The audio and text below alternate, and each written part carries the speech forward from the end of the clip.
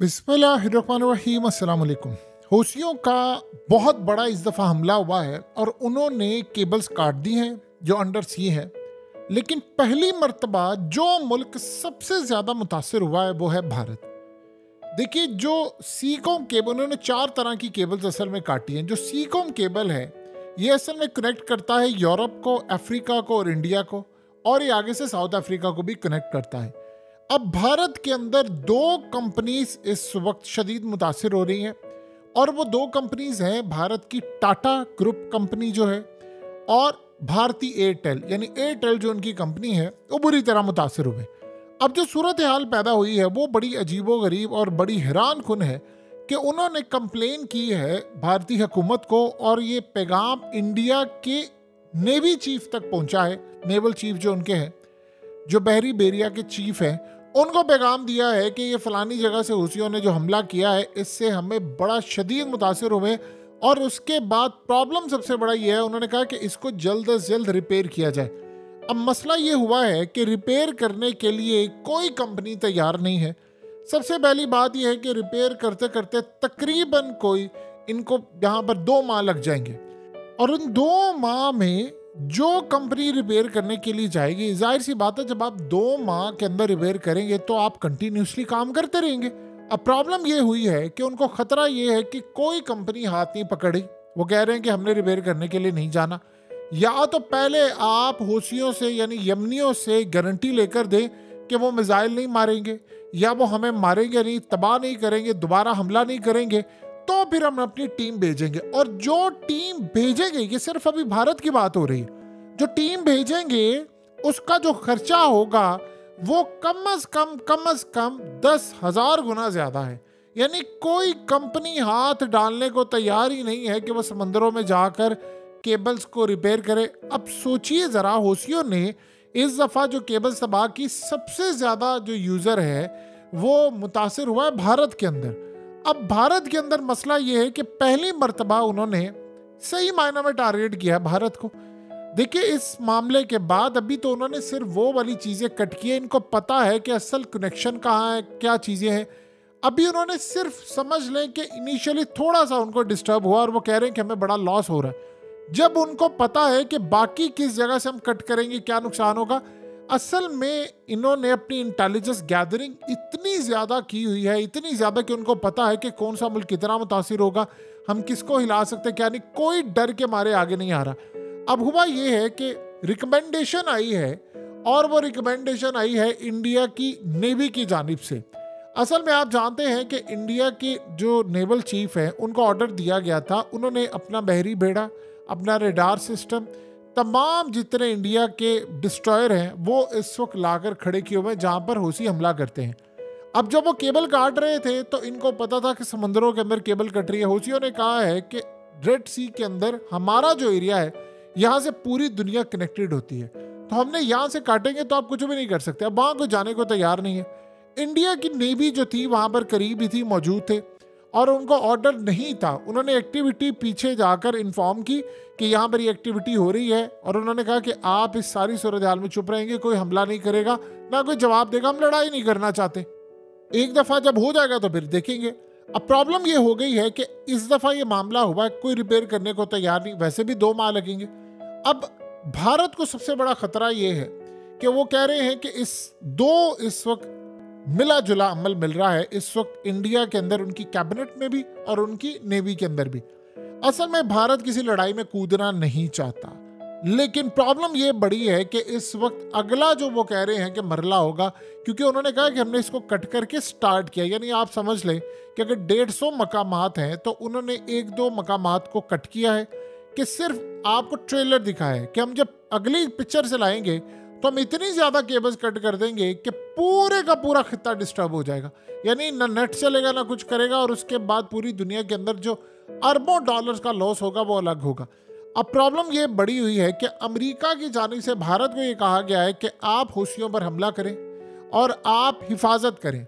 यानी इस तरह उनको कहा गया है कि भारत के साथ मिलकर अमेरिका इसको रिपेयर करने को तैयार है, चाहे वो अपना खर्चा हो, लेकिन भारत सिक्योरिटी देगा, और भारत की जो नेवी है वो फुल सिक्योरिटी दे। अगर हूसी हमला करने के लिए आए तो ये मिसाइल मारकर उनको उड़ा दें।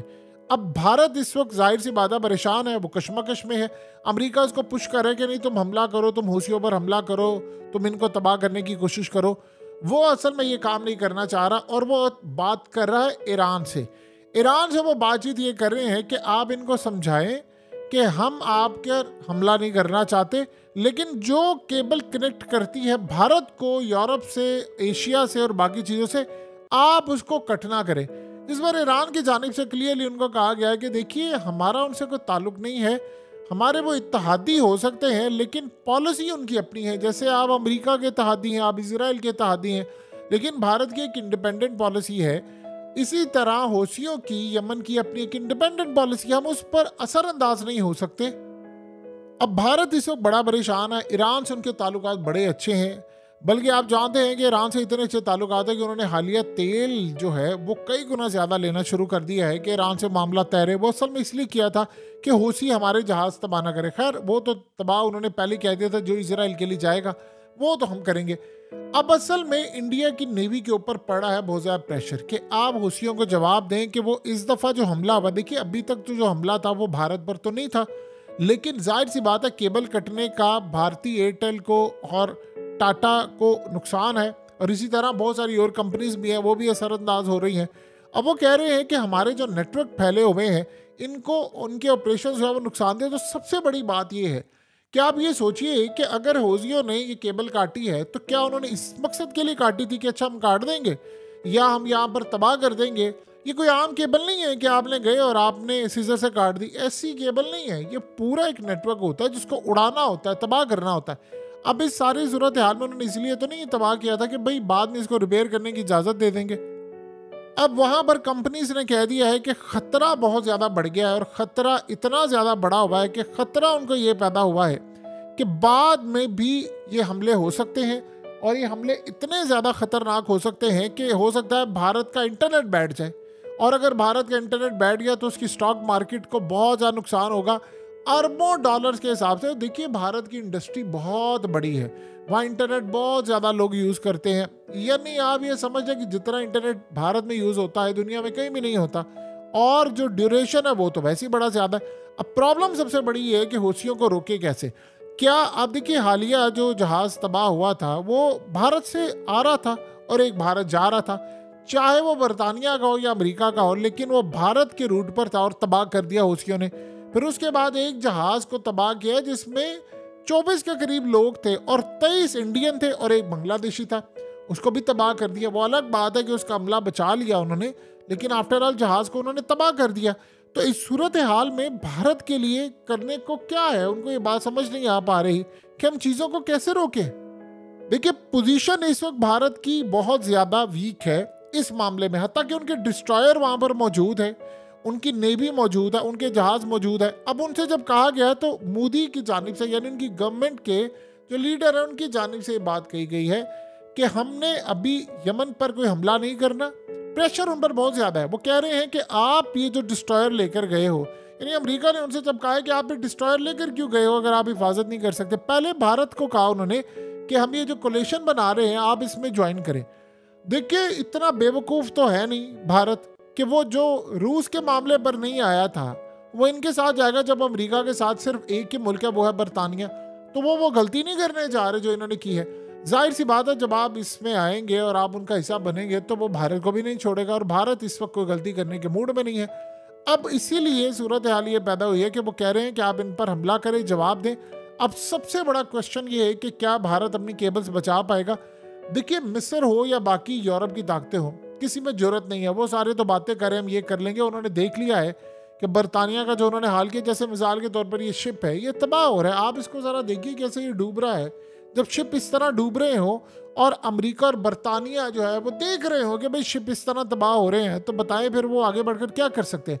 भारत के लिए सबसे बड़ा मसला ये पैदा हुआ है कि उनको प्रोटेक्शन करनी है अपनी केबल की, और वो नहीं कर पा रहे। लेकिन उनके लिए ये भी चीज़ है कि वो ज़्यादा देर तक ये बर्दाश्त भी नहीं कर सकते कि उनकी चीज़ें तबाह होती रही, और केबल्स को इतना हो सकता है अगली दफ़ा ऐसी चीज़ डैमेज कर दी जाए कि भारत पूरे का इंटरनेट जो है वो काफ़ी हद तक मुतासिर हो जाए और एक ही दफ़ा पूरे भारत में चीज़ें ख़राब हो। सो लिहाजा अब इन्होंने फैसला ये किया है कि वो उन्होंने पैगाम भेजा हौसियों को कि आप ये काम ना करें, लेकिन वो बात नहीं बन रही। सवाल फिर यहाँ पर ये पैदा होता है कि क्या भारत हौसियों पर हमला करने जा रहा है और मिसाइल दागेगा? देखिए, अभी तक की जो आप अगर मोदी की पॉलिसी देखें तो उसने चाइना के साथ भी अपने ताल्लुकात बड़े अच्छे बना लिए। फिलहाल ऐसा कोई इकदाम होता हुआ नजर नहीं आ पा रहा, लेकिन एक बात ज़हन में रखिएगा, आप ज्यादा देर तक इसको चला भी नहीं सकते इस तरह, क्योंकि अगले लम्हे जो भी केबल कट होती है, या तो आप ये कह दें कि ठीक है जी, जो एशिया से केबल कट हो गया हम उसको तो नहीं कुछ कहेंगे, और यूरोप से जो होगी, अमेरिका से होगी या बाकी जगहों पर जाएगी हम उसको करेंगे, तो ये तो नहीं हो सकता। उन्होंने कहा था कि हमने सारी दुनिया का निज़ाम धर्म भरम करना। असल में शायद वो भारत को सबक सिखाना चाहते हैं, समझे इस बात को। भारत को वो इनडायरेक्टली सबक सिखाना चाहते हैं, डायरेक्ट नहीं। भारत ने हालिया ड्रोन्स दिए थे जो हैदराबाद के अंदर फैक्ट्री में तैयार हुए थे, जो इजराइल के साथ मिलकर वो फैक्ट्री उन्होंने कायम की है, और वो ड्रोन्स गए हैं गजा के अंदर। गजा में जाकर वो ड्रोन्स गए हैं और वहां पर उन्होंने शदीद बमबारी की जिसमें फलस्तीनियों को मार रहे हैं। अब आप देखिए कि जो यमन है उनका जो स्टांस है वो ये कह रहे हैं कि पहले वो कहते थे कि गजा में आप एड भेजें, सामान भेजें, तो हम ये शिप्स को उड़ाना बंद कर देंगे।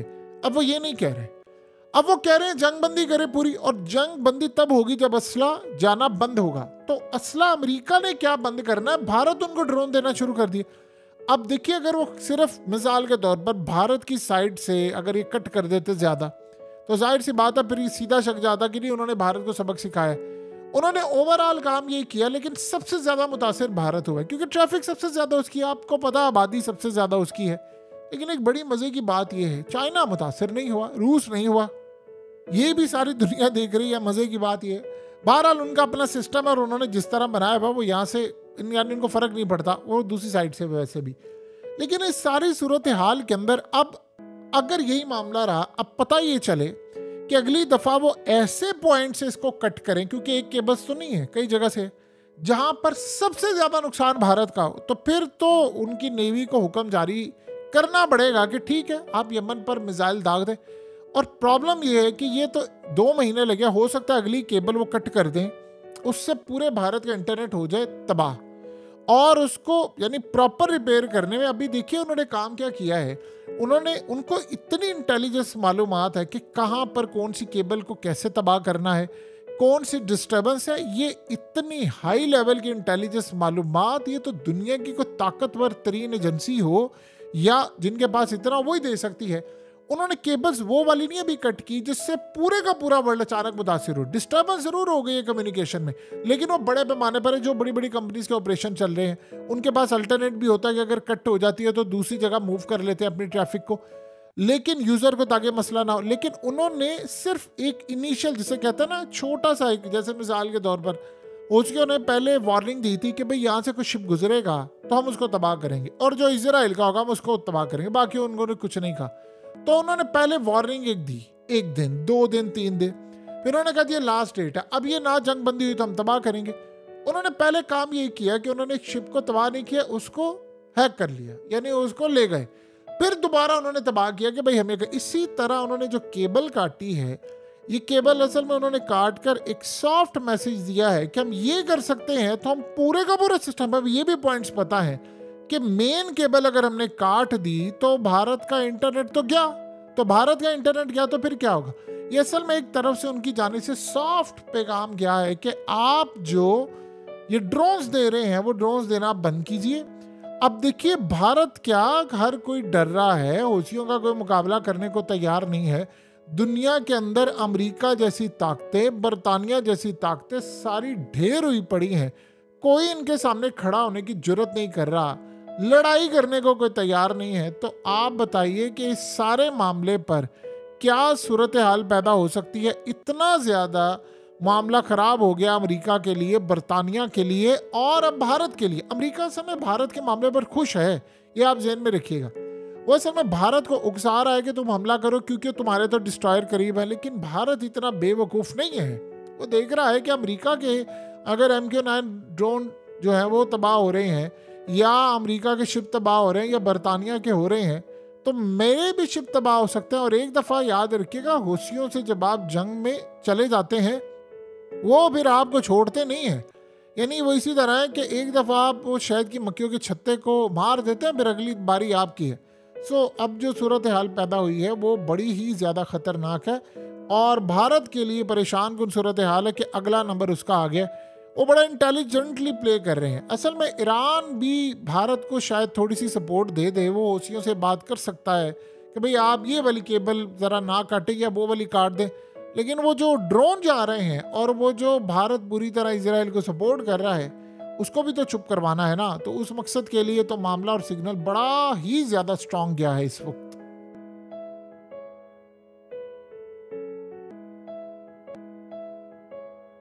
हकीकत टीवी को सब्सक्राइब करना मत भूलें, वीडियो को लाइक करें, शेयर करें और कमेंट सेक्शन में अपनी राय का इजहार ज़रूर करें।